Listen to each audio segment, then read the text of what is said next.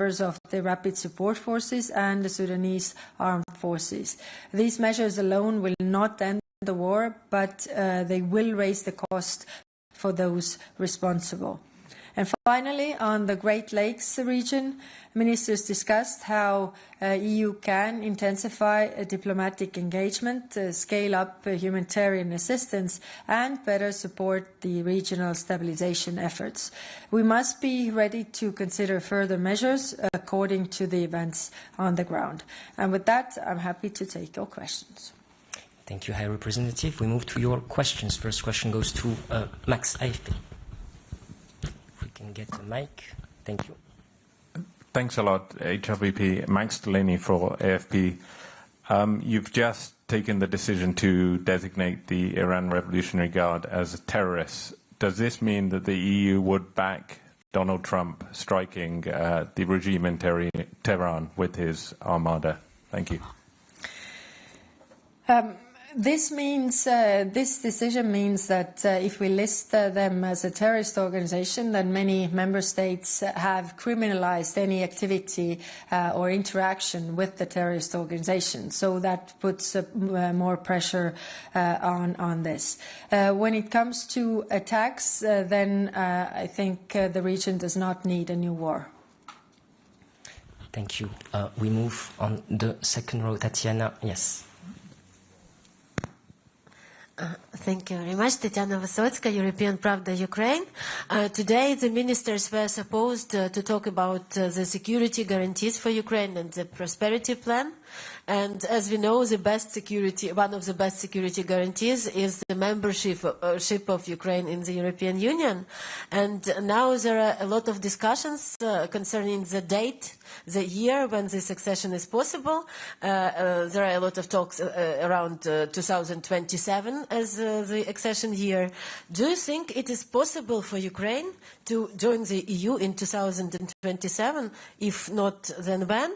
And recently, Prime Minister of Hungary, Viktor Orban, he said that there is some secret document where 2027 goal is mentioned, and he was criticizing that widely. Is this document really exist? Can you tell? Is it a prosperity plan, maybe? Thank you so much. Thank you. What is clear is that Ukraine's future lies in the European Union. So we are working on this, the process of joining European Union. But I also want to stress that enlargement is a geopolitical choice in this geopolitical world, what we have right now. I think it's good to be the region where, countries want to join us voluntarily, by the way. And there are many of those. But we also need to deliver on this. I think we need to see in coming years really development and new countries joining to make us also stronger on the geopolitical sphere. Thank you. Valentina, over there. Yes. Yes. Yes, Angela Mauroha, Post Italy. Thanks for the opportunity. High Rep, EU is on the board of peace. You said the future of Gaza is up to the Palestinians. Can you share with us anything on the discussion among the ministers on the board of peace, if there is any news about this on the Trump's board of peace? Mm-hmm. Thanks. Thank you. Actually, we had the discussion with the ministers on the board of peace last Monday before the process.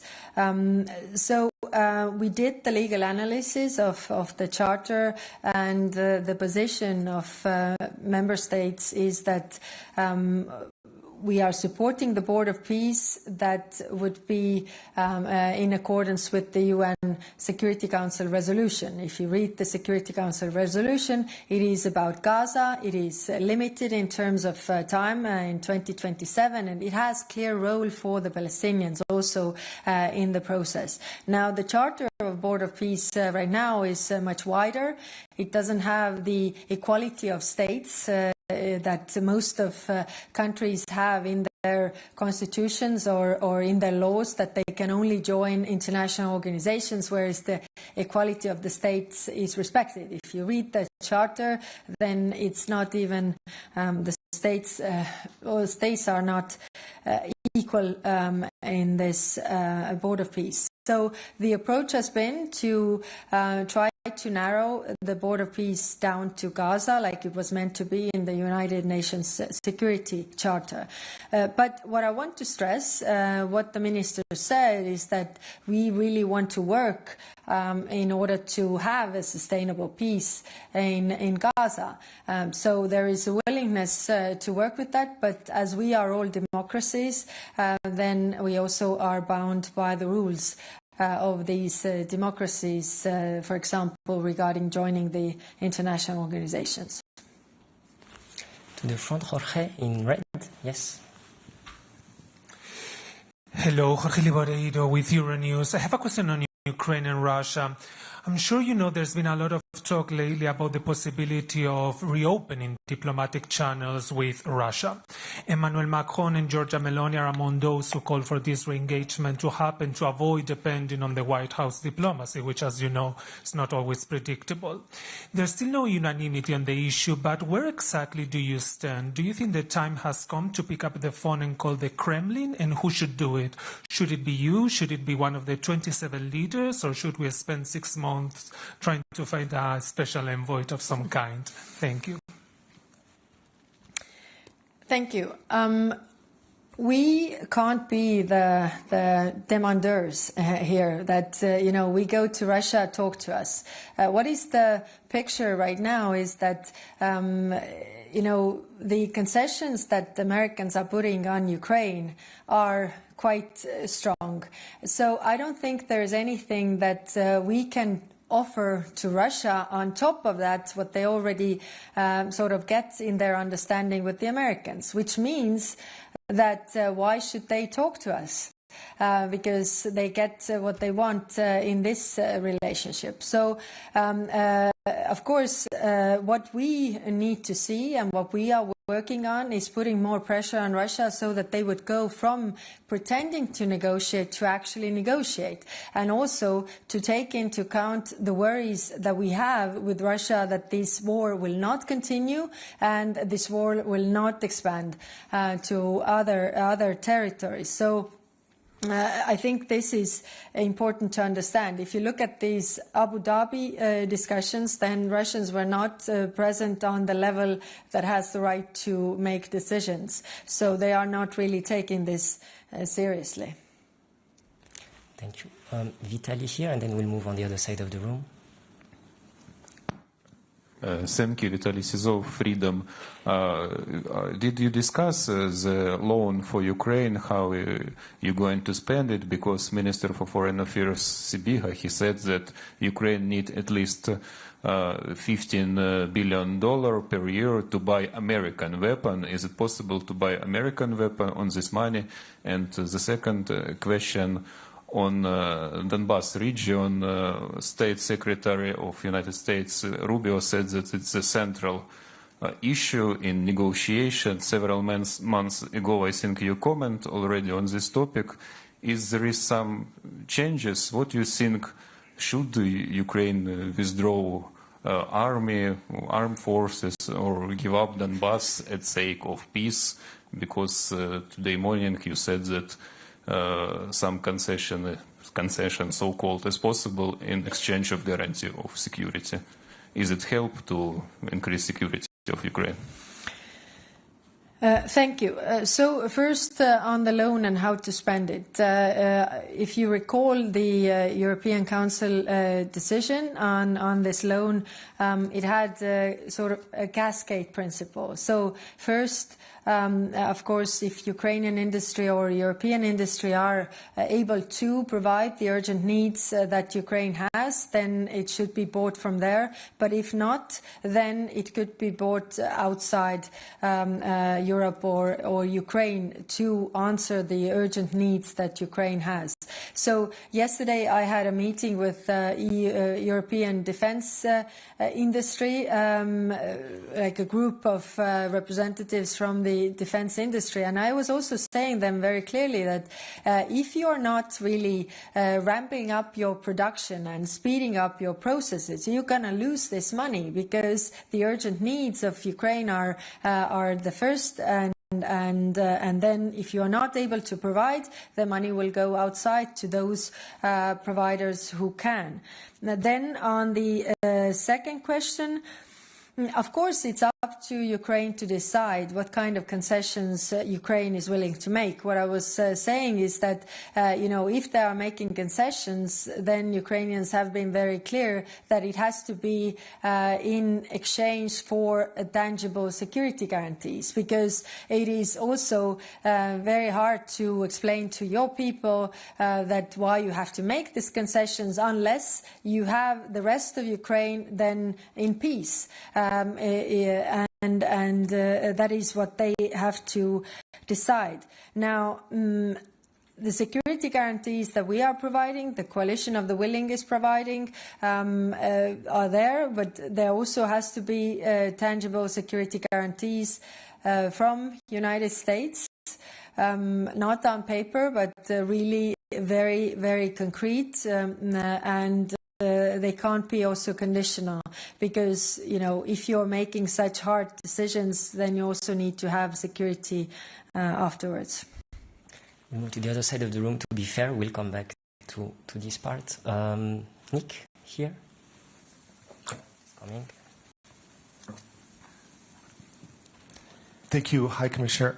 High Representative, excuse me. It was a really big shift on the IRGC this week. We saw a number of big states kind of change their position really in a short time frame. I wonder if you could just talk us through what you saw as the key moments for you for putting this on the table, and what you understand of thinking in Paris and and Rome, where they really changed their position. What sort of did it? How did the EU come together for this listing? Thank you. As you know, it has been quite a process. Of course, I can't speak for the member states. They speak for themselves.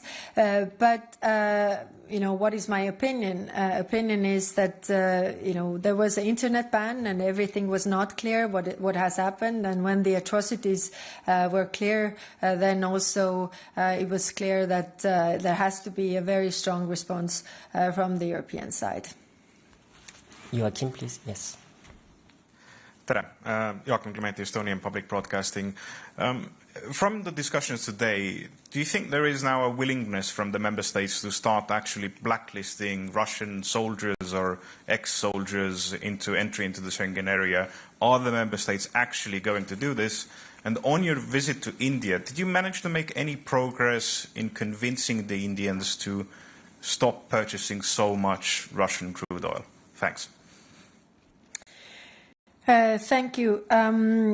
So on the proposal of banning ex-combatants of Russia entering into European Union, the proposal was made and many member states around the table supported this.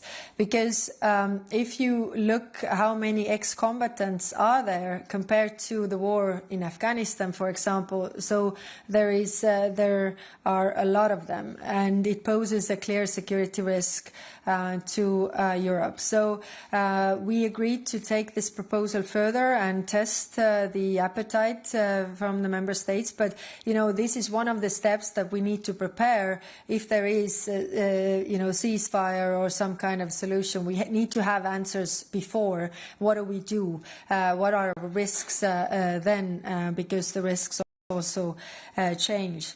On India, we had very productive meetings, and of course I raised this issue as well, understanding where they are coming from. I think it is also easier for them to, to have this agreement with us and diversify their partnerships in this regard. What we also raised with them was the energy support to Ukraine, because, like you see, the Ukrainians are really in freezing cold. Russians are trying to bomb them into freeze to death, and even if you can't give military support, then the energy support in terms of substations, cables, whatever is needed to repair so that people wouldn't be in darkness and cold is also a humanitarian issue that could be done by them. Over there, please. Yes. Thank you very much. Thomas Malm-Nielsen at Euractiv. I have two questions, if I may. So one is about the 20th sanctions package. So is it still the plan to approve this package, or propose this package at least by the 24th of February, the 4th anniversary of the invasion? And also regarding the Finnish and Swedish proposals, so they proposed three things: the maritime services ban, restrictions on imports of Russian fertilizers, and a ban on exports of luxury goods. I was just wondering, what do you make of these proposals? Do you think they're plausible? Will they be in the package? And then the second question about China. So you praised Mark Carney's speech at Davos in your speech yesterday, but we've also seen, both Mark Carney but also Keir Starmer attempt to improve relations with China, both politically and economically. And so my question is this something that you think the EU should consider doing or not? Thank you. Thank you. On the 20th package of sanctions, yes, we aim to have, to come out with this on the 24th of February. And for that, countries are proposing different things, including what you mentioned, the full maritime services ban, and also issues on energy, energy sanctions, and different fertilizers. I mean, these are proposals on the table. So the work is ongoing. I can't say that we have an agreement now, otherwise we would already, declare that we have an agreement. But we had today a lot, so now we continue working with this. On the other question, what everybody sees is that we really need to build our partnerships, but at the same time not creating any new dependencies, because your dependency is also your vulnerability. And we have learned the hard way that, via this vulnerability, you can also be hurt. If you think about the Russian energy that was the dependency on the Russian energy that Europe had. So member states are quite cautious in this regard. We are actually China is posing a long-term challenge because they are using the economic cursive practices towards our markets. So we need to have a response to that. But at the same time, like I say, reach out to different partnerships with different countries across the world. And what I can say also is that there is much appetite for countries outside Europe to also work with us. Being predictable has become virtue. We'll take the last two. We move back to the center to balance it out. Lily in the center, maybe. Thank you. Thank you very much, Lily from Reuters. I think a lot of us are quite curious about the ministers-only discussion in the morning.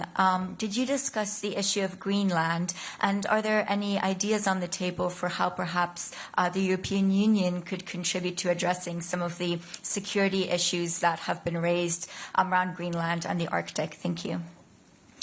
Thank you. Yes, I would be also interested in that discussion because it was a very good discussion, very good and open discussion on the outlook for the 2026. Of course, we discussed Greenland and also the unified approach that we had, and also how it makes us stronger if we are united. And clearly, also the issues of security and more what we can do for defense of Greenland, but also other parts of Europe. So it was a good, frank and open discussion, and I would also say quite clear-eyed. Thank you. Thank you. We take the one right behind Lily, indeed. Thank you very much. Thank you so much. Barzan San, reporter from Kurdistan 24. Could you give us conclusion on North Syria, the Kurdish area we call Rojava? And the second, I would like to give you the book as a gift. So this book is, this is the for history, so that means for the history. So this book was written by President Barzani, and there's everything inside this book about the Kurd. So I would like to give you as a gift. Is it okay? Yes, very right. good. So, you know, my reading list is quite long. I'm not telling you what I'm reading right now, but it's also about the history of different regions. So by the end, when I finish this job, I will be very smart. But anyway, on Syria, on your question. The discussion was that should we do something very concrete. So what we agreed is to do the outreach to our regional partners. What more can we do to keep Syria on the right track? I mean, everybody expressed the inclusivity of the governance is a problem. Also, reconciliation of the society is a problem. So when we have done the outreach to the regional partners, then we have also agreed or discussed how we can then help Syria. I mean, if they have problem with the building up of the institutions, I mean, we can help with that. But let's then, share who does what to keep them on track, because our common interest is the stability of Syria and the stability of the Middle East, for that matter. Thank you, High Representative. We'll be closing this press conference. We have the Accession Council with Morocco. We'll be happy to stay in touch at a later stage. Have a good evening.